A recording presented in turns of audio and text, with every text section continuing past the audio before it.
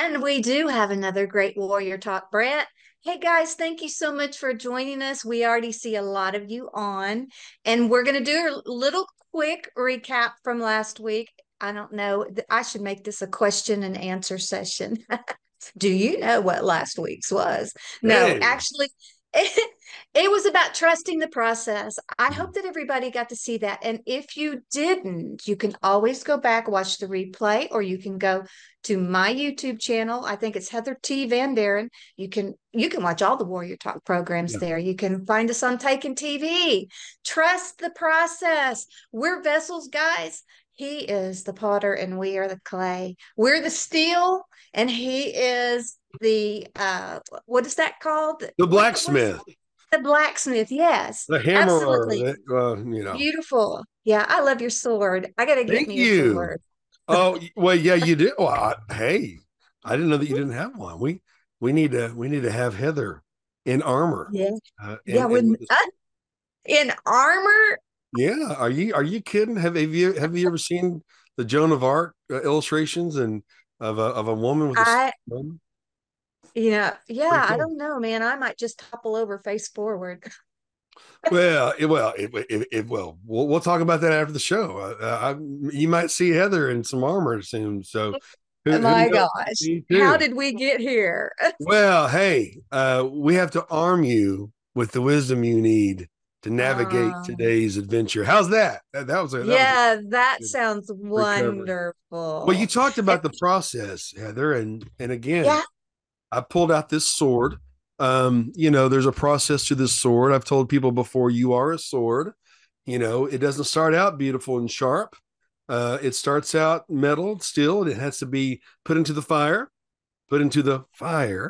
and then mhm. hammered, and then cool water. And our culture just wants the cool water because they don't want thinkers and they don't want warriors. They just want servants. And so, but that's not who you are.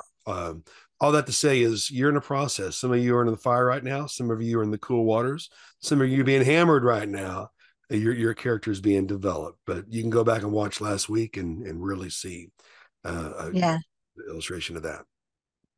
absolutely, absolutely. Yantina said that the listeners out there are the hearers, okay, and that we're the speakers.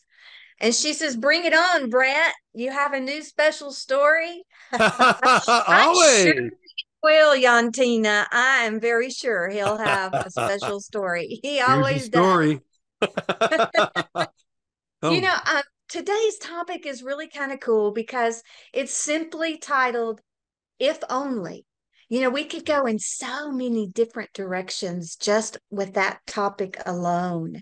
But we do have something special in our hearts today that we want to share with you. And it's simply as this, okay? We have a subtitle called Trading Your If Only Regrets for God's What If Possibilities. Have you ever thought about that? Have you thought about how we live in the past and we let the regrets of the past just drag us down? I know somebody who has put them as far as the East is from the West, and he doesn't remember them anymore. So why should we? What's your take on that, Brent? well, we said before we started filming, that it's easy to live in the land of regret. Yeah, I have an old rent house there. I haven't visited it in quite a while, yeah. but hey, it's easy to live in the what could have been, should have been. My sweet mama, who's so beautiful and proper. She said, well, I'll paraphrase. She basically said, if its and buts were candies and nuts, we'd all have a heck of a Christmas. I And love that. I've heard yeah, that before. Yeah. but you know what though? If you just live long enough, or maybe you're awakened earlier enough, or you awaken now, you can see how God has designed your life in the midst of your pain. That He really does work everything to the good, He according to does. the Pastor Jerry Howell, Dr. Jerry Howell of Destiny Prayer, incredible man, spiritual father, wonderful man. He said God is working in your past, and God is Mhm. working in your future Mhm. to make your present work together for the Yeah. good. And of course, if that Right. sounds weird to you, God is light, and in him there is no darkness. He's the same at the speed of light. There's no time. He's the same Yeah. yesterday, today, and forever, who was and is to come. You don't have to live in the land of regret as Right. you ask yourself the what ifs in our life. Yes. Absolutely. I don't know. I've learned to let go of a lot of things in the past because for me personally, if I dwell and dwell and dwell on things that I wish I had have done different, um, it tortures me. And who is the one that is doing the torturing? I mean, yes, I'm torturing myself by not letting things go, but that's not God. God's not God's not going, yeah, let's drum up some of Heather's past and let's just torture her a little bit today. No, You no. know? Well, if you can take on the mentality that not only does everything work together towards the good, um, and things have been written in your life, folks, you will learn to live without fear or anxiety when you tap into Yeah, the truth that your days were written, that yeah, your soul was placed into that body for a certain amount of time to make a choice to choose God or to choose darkness. And I have a belief, and it may not sound the most churchy, which in my mind is the less churchy it sounds, the better. I love church, but I love the bride of Christ more. yeah, And the bride, if it's destiny, folks, if something is destiny, you can't stop it. And true. a lot of people don't know what to do with that. But some of you know what it's like to have been in the land of what ifs, or maybe the land of regret, but you discovered that if it was destiny, if it was meant to be, it's inescapable. And there may, Moses probably lived in regret. The what ifs when he was exiled from Egypt. There's a lot of the Egyptians don't talk about the Bible as fables. The Egyptians know the Bible is true. Egypt was a Christian country for a while until Islam came in. But they all know who Moses was. They all know who Joseph was. Okay, and imagine being a prince of Egypt and a famous general. Moses was a famous general, known for his battles throughout Egypt. He arrayed. There was a desert that was plagued with snakes that they were going to fight in, and Moses already had it figured out with birds. He used birds for his advantage to win a battle. He was a famous general. So he lost a lot when he stood up for his own people, and his own people didn't even care. His own people were angry at him. They would rather be slaves than be free. They would rather have the ease of slavery than to be free and go to their promised land. Sound familiar, folks? We're dealing with that right now in America Yeah, with the body of Christ so many times. And so all that to say is, I'm sure he had plenty of what ifs and regrets, but the destiny that God had for him was inescapable. And mm, he was in better shape when he was 40, but it wasn't until he was 80 yeah. that he stepped into his destiny. Some of you think that you'll be dead before you're 80. Moses started his true destiny when he was 80. So I encourage you to cover all the furniture with the cloths that you need to, and lock that rent house in the land of regret, and throw the key Mm, into the pond if you can on your way out, because God has a destiny for you. Some of you are facing a lot of what ifs right now in your life. Maybe you lost a loved one. What if they wouldn't have died? Well, if my father would not have died, I wouldn't be here doing what I'm doing. that's right. I would have been living a very different life. Some Yeah, some of you are in the land of what if in your marriage. You know, maybe you're projecting. Well, what would it be like if I'm with this person over here? Well, forbidden fruit's always sweet, isn't it? Until it's not forbidden anymore. exactly. You and so Mm, if you're there, I've got a little formula for you that might help you. Not everyone can apply it, but most people can. maybe you're living in the land of regret, like a Napoleon Dynamite's weird uncle that lived in a van, and he was always lamenting about how the coach didn't put him in to win that last football game, and he would have been in the NFL. And they're sitting on the porch. I bet you I can throw this football over that mountain. Just delusional. Sometimes you spend so much time in the land of what if, you become delusional. And no, it wouldn't have been that way. But so anyway, what say you, Heather? What do you think? Well, I just wanted Alice Beatty has dropped in, and she said that many of our hard parts are grooming us to help someone go through that journey. Hmm. So, there's a lot of reasons why God lets us make choices to detour our destiny. But like you said, our destiny cannot be stopped. One of the things that I have always it's broken my heart is to see folks that get hung up in where they are in life. They quit fighting because it's like you said, they're delusional. What they hoped for and what they wanted didn't pan out, and so they just accept status quo. They don't try anymore. Although in Philippians, the Apostle Paul said that I've learned to be content whatever the circumstances, and I've learned the secret of being content in every and any situation, and that is true. But there's a difference in learning to be content, have the experience and the joy of knowing that God's got his hands on you rather than just quitting. I see people that they don't try. They don't try to get out of the hole. They just settle in and say, oh, well, this is my life. If only this. And if it reminds me of Eeyore. Actually, I have actually been guilty of calling people, you're being a real Eeyore right now.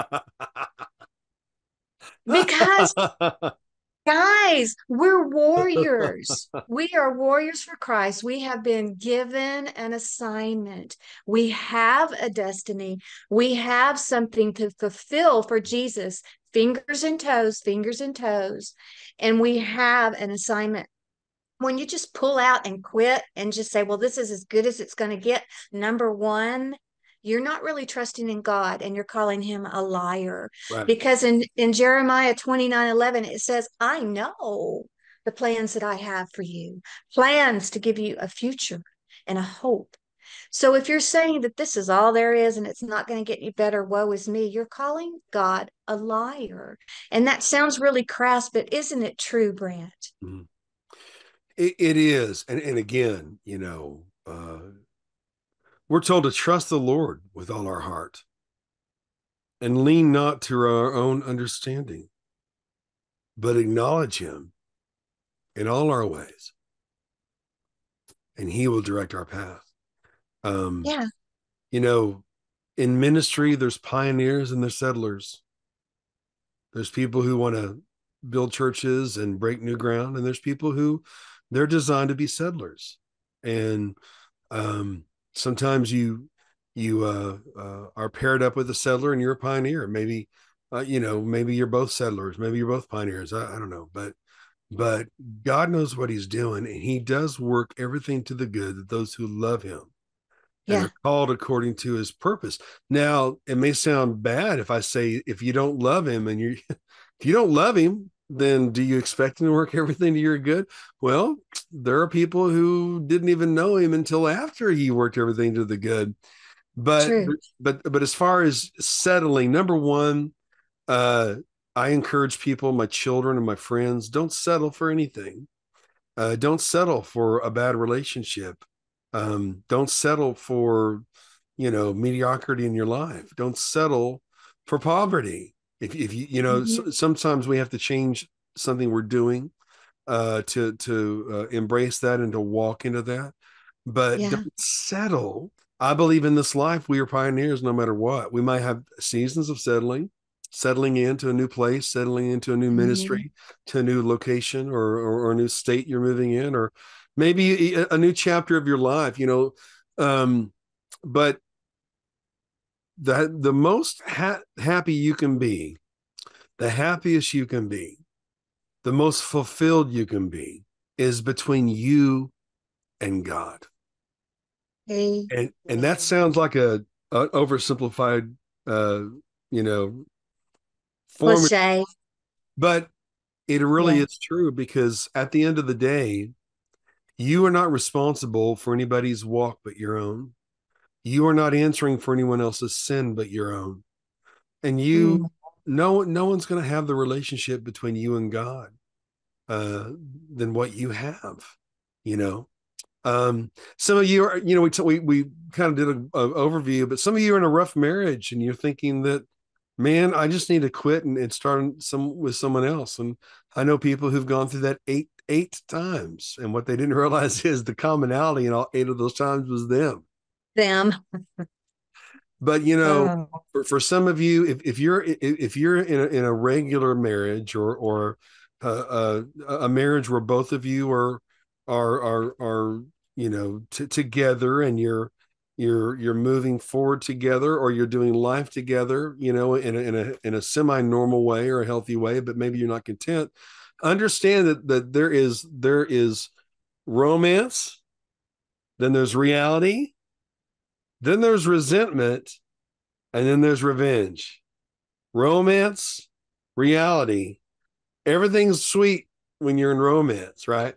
Oh God, everything's so wonderful. I, you know, you ever listen to married women talk about their husbands after they've been married for a while? And what did he say? He said, well, I don't know what I'm going to, right? But when they're falling in love, oh, he said this and he said that. Or guys, well, my old lady, man, you know, Jesus said, do the things you did at first. You lost your first love, right? Well, there's in a relationship, romance, you know, then sets in reality. You got bills to pay. You got to do life together. You know, you're changing, your body's changing, your life's changing, your seasons are changing, right? That's normal. Well, that's when you go back up to romance if you can. Listen to the old songs, go to the old places, do the things you need to do. If you're not careful, romance leads to reality, reality leads to resentment. You're not who I thought you were, or I didn't expect this, right? Whatever. And then resentment, if you're not careful, leads to revenge. I'm going to make you pay for not making me happy, when the truth is only God can make you happy. Well, that's right. that's in the context of the what if in marriage. Well, sometimes your what if can be turned around if you just remember to go back and do the things you did at first. It's not just the guys. Girls, Mhm. you gotta behave the same way you did at first too for it to work. You know, a one-sided relationship is not a relationship. There ain't That's no right. relating going on there. But also Yeah. seasons of your life. Let's get in this chair. Also seasons of your life, maybe in your faith walk. You know, everything was Mhm. great when you first came to Jesus. The sky was bluer, the grass was greener. And now, man, I'm weary and I'm tired. Well, reality set in. And then if you're not careful, you know, and you have unforgiveness in your heart, or regret or whatever, it leads to resentment. God, why did you do this to me? And God's like, I didn't do that to you. And then, you know, revenge. I'm going to make you pay. And then you walk in rebellion towards God. So there's a lot of ways you can be in the land of regret, but you don't have to live in the land of regret or the land of what if anymore. That's right. That's right. And it's the key is, God has the key to your heart, and you have to let him in. You have to allow him to mold you and shape you, to turn you into that beautiful vessel, or that magnificent sword, so that you can march on and do what is pleasing to him. That's a lot of it. When we love somebody like the Lord, if we love him like we're supposed to, we're going to want to please him. Another thing that I was thinking about too, Brant, when the if only, here's another side of the scenario. Okay. Um, we have everything that Jesus or God says in the Bible, to me, is a commandment. It's not just the 10 commandments that were on the tablet. Do you not agree with that, Brant? I agree. Okay, well, good. You're still my friend. You're still my friend. Well, here's the thing. When our minds get outside of the will of God, and I mean it starts with the mind, like discontentment in marriage or anything, wanting a bigger house, a better car, more money, a better job, more friends, whatever it is, faster horses, more lottery tickets. Whatever it is. But here's the thing, especially when you start coveting another man or another woman's spouse, that's like a big no-no. Because God says in our hearts, and all of us are guilty of it because it's so easy to do, because if we lust for somebody else in our hearts, we have sinned and we have fallen short of the glory of God, because his word says that you shall not covet thy neighbor's wife. Here's the same thing. Wanting a bigger, better car. There's nothing wrong with having goals, but when you are obsessed with those things, guess who takes a back seat in your life and is no longer number one? Guess who becomes your idol? It's that woman that you really, really wish you had, even though she belongs to someone else. It's that car that you really, really can't afford, but by golly, you're going to find a way to get it if it's the last thing you do. Those things become idols. And God says, you shall have no other idols before me. That's a big deal to God. That's one thing he just literally does not like. So we can't live in the land of regrets, like you said, Brent. The if onlys, I don't even know if that should be in our vocabulary. Right. Well, again, it's like when we talked about offense, taking the bait, taking the scandal on, falling into Yeah. the good thing is we can get out when we want to. Whatever you give energy to, what's the old Indian proverb? There's two wolves that live inside of us, and the one that we feed the most grows. Mm-hmm. We really do have a choice of what we choose to think about. We have a choice of what we choose to dwell on.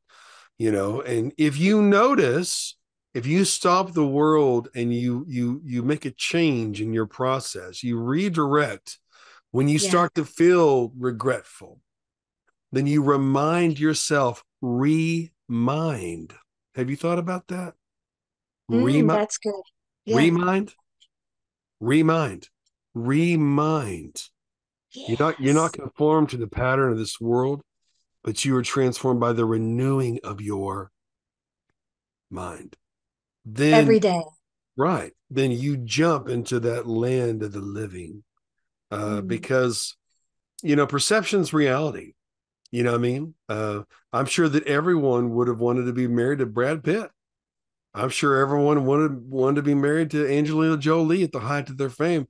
Little did they know that Angelina was a little nuts and had too many kids she's adopting all the time. And Brad Pitt, drank too much, smoked weed, and lived on pizza. And they didn't have much of a life. But in our minds, oh, if I could just wake up to that. Well, folks, let me tell you something. Perception's reality, and most of the time, it's wrong. Your Mhm. perception's wrong most of the time, and that's why you have to have something greater than yourself to tap into. Well, Right. as a man, you know what? There have been seasons in my life I had nothing, and then there's been seasons in my life I had everything. There was times of rebellion where I denied myself nothing, and I still, if I want to, can go to the back to that time and bleed and regret, because all that did, living for myself, caused nothing but pain and regret. So I went from regret to remind, and I reminded myself of the goodness of God and those beautiful scars that we have in our lives as reminders of where we will never go again. We Yeah. realize that in anything, the grass isn't greener on the other side. Maybe it seems greener because there's more manure on top of it. Well, I know a little bit about manure. Huh? I said, I know a little bit about I manure. know I you went on do. a You're a farm. rancher, yeah. And Yeah. like there was a post that I made on my farm Facebook page the other day. You will face plant in a pile of manure at least once. You I mean the biggest thing is when we fall, get back up, right, Brett? We're either up or getting up because we're warriors, we're fighters, and we know our calling. And we just, like you said, we have to. Sherry Allman, she says it might take a daily refocus, but that's okay. It's okay. Just refocus one day at a time. You know. Refocus. That's really good. Or someone said hello from Canada. Oh yes. Yeah. I think Rachel. Uh, Rachel. I don't know how to say her last name. Is it Danzig, Rachel? Yeah, No. she is a Hi, Rachel. sweetheart. Well, Uh, you know what? Jesus is always the answer. And when I was young and knew everything, instead of being older and realize I don't know hardly anything. People say, just give it to God, give it to God. I'm thinking, man, you fools, don't you understand? And and the older I get, the more I realize, cast your cares on him, for he cares for you. that's Give it, right. give it to God. There was a season of my life, uh, a 17-year season of my life Mm, that was a living hell, filled with pain, sabotage, regret, death. And my sweet little mother, she said, Brent, it's times like these that you identify with the loneliness of Jesus. And that wasn't easy to hear.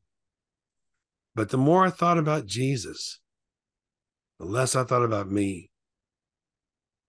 I thought, man, he was a man of sorrows, yeah. yet we esteemed him not. Hmm. But, he was wounded for our transgressions. He was bruised for our iniquities. He was chastised. The chastisement, the punishment that he took for me that brought us peace. By his wounds, we are made whole. That's what that means when you see we are healed. It really means we're made whole. He Hmm. makes you whole. And there are times when you will identify with the loneliness of Jesus. There are times when things may not work out the way you wanted them to. But it's during those times that when you tap into the joy of the Lord, not happenstance, chance or fate, but the joy of the Lord, the constant that allows you to soar above your problems and be solid, to be strong, because you are renewing your strength, with Hmm. Jesus.